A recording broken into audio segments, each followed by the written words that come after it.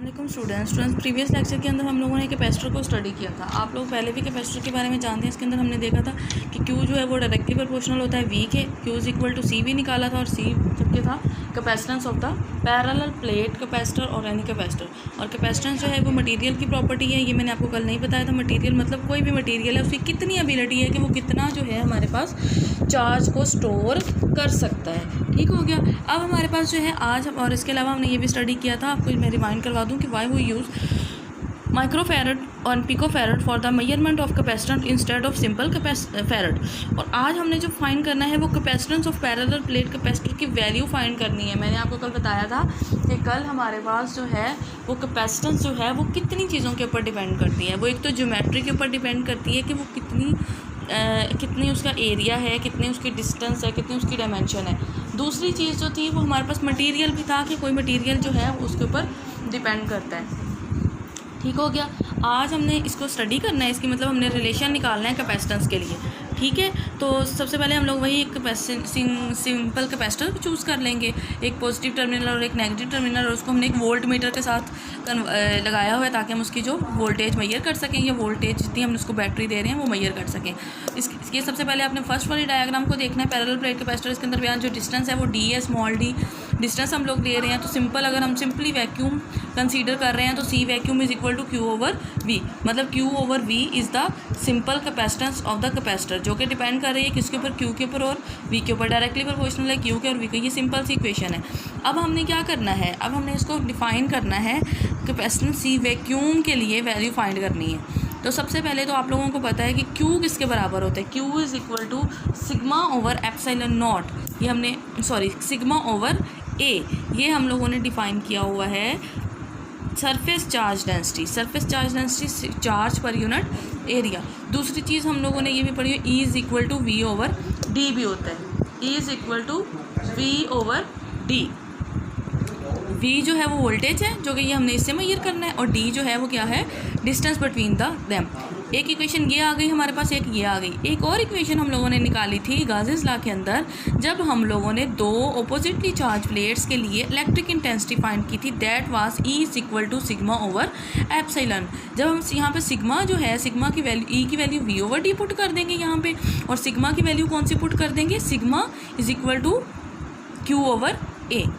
ये देखिए E is equal to V over D और V ओवर D और E is equal to sigma over epsilon. दोनों equations को जब कंपेयर किया तो हमारे पास ये वाली इक्वेशन आ गई, जबकि सिग्मा किसके बराबर है, Q ओवर है। तो ये हमने यहाँ पे पुट कर दिया।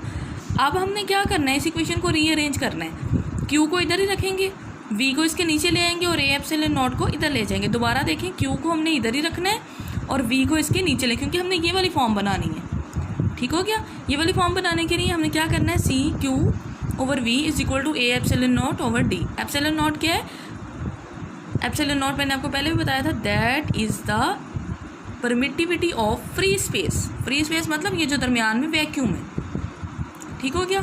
अब ये क्या है हमारे पास, C वैक्यूम इसके बराबर आ गया, Q ओवर V किसके बराबर है, C वैक्यूम, ये जो हमने यहाँ पहले ही डिफाइन कर दी थी, और A epsilon naught over D, that is the value of the capacitance of a parallel plate capacitor when there is no insulating material, there is no dielectric medium between the two plates of the capacitor। अब देखिए, मैं insulating material भी कह रही हूँ और dielectric material भी कह रही हूँ। तो ये आप लोगों को पता होना चाहिए कि जो इंसुलेटिंग मटेरियल होता है ना, ये पोलराइज नहीं हो सकता या हो भी सकता है। मतलब इसके लिए पॉसिबिलिटी है कि इंसुलेटिंग मटेरियल पोलराइज हो भी सकते हैं कुछ, और कुछ मटेरियल नहीं हो सकते, इंसुलेटर्स जो होते हैं। लेकिन जो डाइलेक्ट्रिक है, डाइलेक्ट्रिक का पोलराइज होना ज़रूरी है। हर डाइलेक्ट्रिक जो है वो पोलराइजेबल होता है। पोलराइजेबल मतलब ये मैं आपको नेक्स्ट लेक्चर में भी इसको एक्सप्लेन करूँगी। वो उसके अंदर हमारे पास पोलराइजेशन है, मतलब जो ना चार्ज जिनके अंदर डेवलप हो जाए, और इंसुलेटर मटेरियल के लिए ज़रूरी नहीं है कि उसके अंदर चार्ज डेवलप हो। तो ये इन दोनों के दरमियान फ़र्क है। हर डाइलेक्ट्रिक मटेरियल इंसुलेटर होता है, लेकिन हर इंसुलेटर मटेरियल डाइलेक्ट्रिक मीडियम नहीं होता। ये बात आपने याद रखनी है, ये बहुत इंपॉर्टेंट है। हर इंसुलेटर मटेरियल डाइलेक्ट्रिक नहीं होता, लेकिन हर डाइलेक्ट्रिक इंसुलेटर होता है। ठीक है। उसके बाद अगर हमने अब क्या करना है, इसके दरमियान एक डाइलेक्ट्रिक मीडियम रख दिए। डाइलेक्ट्रिक मीडियम रखने के नतीजे में हमारे पास ये जो है पोटेंशियल जो है वो चेंज होगा। पोटेंशियल किस तरह से चेंज होगा, ये देखिए आप कि V जो है वो लेस देन V नॉट है। वी कौन सा है, ये, और ये वी नॉट। जब कोई भी मटेरियल मौजूद नहीं था तो हमारे पास पोटेंशियल ज़्यादा था, और जब कोई मटेरियल हमने रख दिया तो पोटेंशियल हमारे पास क्या हो गया, कम हो गया। अब हमने क्या देखना है कि पोटेंशियल के ऊपर तो ये चेंज आ गया, लेकिन जब पोटेंशियल चेंज हो रहा है, पोटेंशियल कम हो रहा है, तो कैपेसिटेंस को क्या होना चाहिए, डेफिनेटली कैपेसिटेंस जो होगी वो ज़्यादा होगी, क्योंकि दोनों का आपस में कौन सा रिलेशन है, इन्वर्स रिलेशन है। तो ये क्या होगी, वी नॉट ज़्यादा है, वी कम है, सॉरी वी कम है, तो ये कम हुआ तो इसका क्या होगा, ज़्यादा, कैपेसिटेंस ज़्यादा होगी। अब हमने देखना है कि कैपेसिटेंस किस फैक्टर से ज़्यादा हो रही है। तो ये हम देखेंगे कैपेसिटर है, चार्ज कैपेसिटर, उस plates are connected with voltmeter, ये सारा कुछ वही लिखा हुआ है कि डिक्रीज़ हो जाता है वोल्टेज, कैसे डिक्रीज़ हो जाता है। तो अब हमने क्या करना है, एप्सिलॉन नॉट की जगह पे एप्सिलॉन आर मल्टीप्लाई कर देना है। एप्सिलॉन नॉट ऑलरेडी मौजूद रहेगा और एप्सिलॉन आर को हम साथ में मल्टीप्लाई कर देंगे। Epsilon r is the relative permittivity of, वो थी परमिटिविटी ऑफ फ्री स्पेस, और ये relative permittivity of dielectric medium, जो हम डाइलेक्ट्रिक मीडियम जो है वो यूज़ कर रहे हैं। ठीक हो गया। अब ये हमने क्या करना है, the equation shows that the dependence of the capacitor upon the area of the plates of the separation between the medium between the plates, मतलब तीन चीज़ों पर डिपेंड कर रही है। दरमियान में जो मीडियम है उस पर डिपेंड कर रही है, दूसरी चीज़ क्या है, एरिया, और तीसरी चीज़ हमारे पास क्या है, तीसरी चीज़ है डिस्टेंस जो तो प्लेट्स के दरमियान है। डेफिनेटली अब आप इसको खुद गौर से देखें, अगर एरिया ज़्यादा होगा तो उसके ऊपर डेफिनेटली ज़्यादा चार्ज डिपॉजिट होगा एरिया के ज़्यादा होने से, और डिस्टेंस के कम होने से, जितना डिस्टेंस कम होगा उतना ज़्यादा चार्ज इसके ऊपर डिपॉजिट होगा।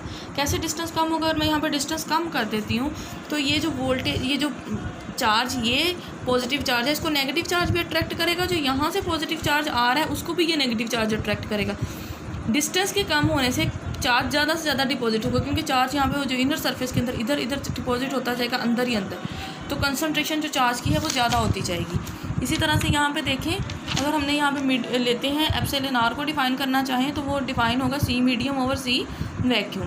तो ये देखें, अगर ये इसको सी मीडियम है ये और सी वैक्यूम है, दोनों को सी मीडियम के ऊपर रख के इसको नीचे डिवाइड कर देंगे तो सारे फैक्टर जो हैं वो कैंसिल हो जाएंगे। मैं इसको कैंसिल करके आपको दिखा देती हूँ।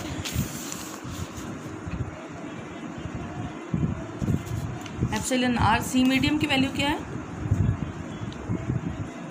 ए एप्सिलॉन नॉट, इधर मैं लिखती हूँ C medium, sorry C medium over C vacuum. तो ये किसके बराबर थी, C medium, A epsilon naught epsilon R over D, और ये किसके बराबर थी, A epsilon naught over D. Third के साथ कैंसिल, ए एप्सिलॉन नॉट है, तो ये एप्सिलॉन आर किसके बराबर आ गई है। तो क्या एप्सिलॉन आर को हम किस तरह से डिफाइन करेंगे, the ratio of the capacitance of A parallel plate capacitor with an insulating substance, ratio of the capacitance of parallel plate capacitor with an insulating substance as medium between the plates to its capacitance with vacuum or a medium between them, that is the definition of epsilon r। इसका कोई unit नहीं होता, ये unitless quantity है, और ये किसके बराबर होती है, सी मीडियम और सी वैक्यूम की रेशो की। Thank you, Allah.